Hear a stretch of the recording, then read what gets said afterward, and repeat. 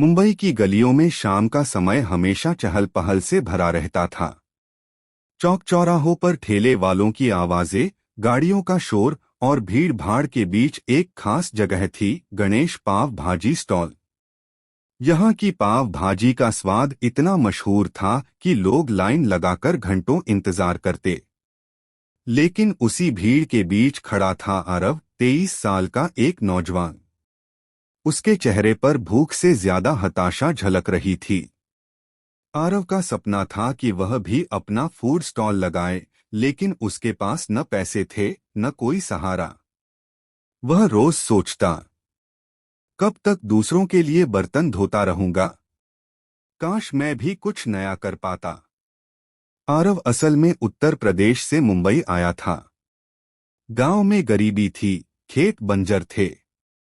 घर वालों की उम्मीदें थीं कि वह बड़ा आदमी बने और परिवार को संभाले। पर शहर में आकर उसे होटल में वेटर की नौकरी करनी पड़ी। एक रात होटल के किचन में जब वह बर्तन धो रहा था, तभी उसने देखा कि शेफ माधवन नया प्रयोग कर रहे हैं। वे पाव भाजी बना रहे थे, लेकिन उसमें चिकन का टुकड़ा डालकर स्वाद बढ़ा रहे थे। सुगंध इतनी लाजवाब थी कि आरव से रहा नहीं गया। उसने धीरे से पूछा, सर ये क्या बना रहे हैं? माधवन हंसकर बोले, ये तो बस एक प्रयोग है, चिकन पाव भाजी। लेकिन इसे कोई गंभीरता से नहीं लेगा। लोगों की आदतें बदलना आसान नहीं। आरव की आंखें चमक उठीं। उसे लगा यही तो मौका है। अगर वह इस डिश को सही तरीके से बनाए तो शायद उसका नाम बन जाए। लेकिन उसके पास न जगह थी न पैसा। वह कई रातें जाग जाग कर सोचता रहा। फिर एक दिन उसने हिम्मत करके होटल की नौकरी छोड़ दी। जेब में बस 1,500 रुपए थे। उसने तय कर लिया, अगर हारना ही है तो अपने सपने के लिए हारूंगा। आरव ने शहर के एक कोने में एक छोटा सा ठेला किराए पर लिया। लकड़ी का पुराना ठेला, ऊपर टीन की छत और 2 बेंच। उसने उस पर बड़े बड़े अक्षरों में लिखा, आरव का चिकन पाव भाजी, नई स्वाद की दुनिया। पहले दिन ही मुश्किल आ गई। लोग ठेले के पास रुकते, बोर्ड पढ़ते और हंसकर आगे बढ़ जाते। पाव भाजी में चिकन? अरे ये कैसा मजाक है भाई, पाव भाजी शाकाहारी होती है। इसे बिगाड़ क्यों रहा है? आरव को गहरी चोट पहुंची, लेकिन उसने हार नहीं मानी। उसने रात भर मेहनत करके मसालों का नया मिश्रण तैयार किया। जब पहली बार उसने खुद अपनी बनाई चिकन पाव भाजी चखी तो उसे यकीन हो गया, ये स्वाद किसी ने पहले कभी नहीं चखा होगा। लेकिन स्वाद सिर्फ खुद खाने से क्या होता, उसे ग्राहकों को भी विश्वास दिलाना था।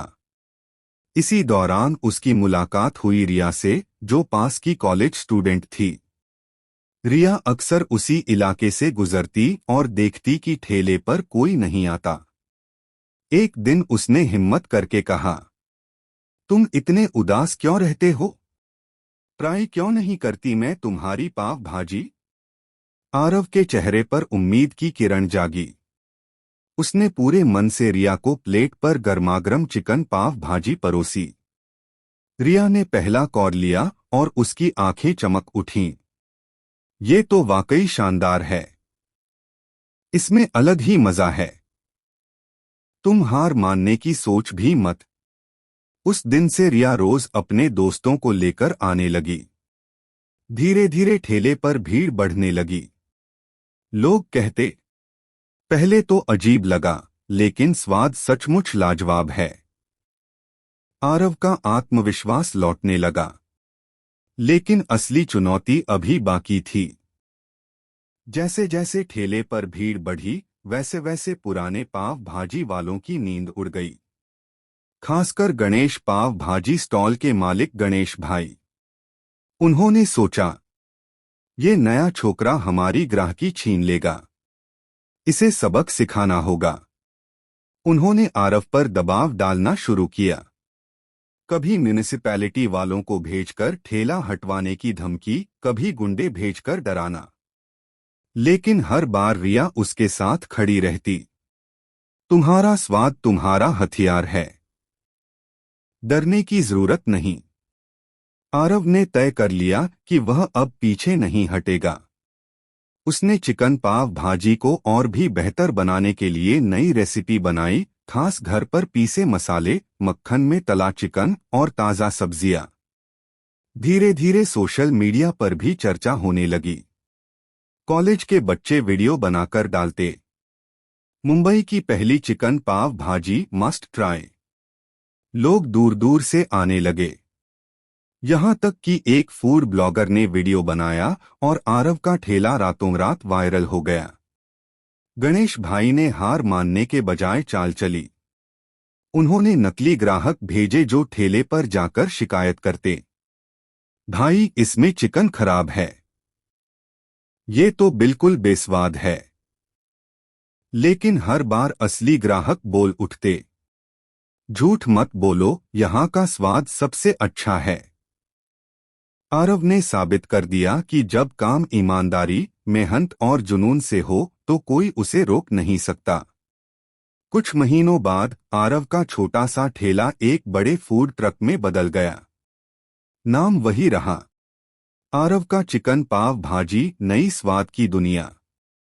आज वहां इतनी भीड़ रहती कि लोग टिकट लेकर इंतजार करते।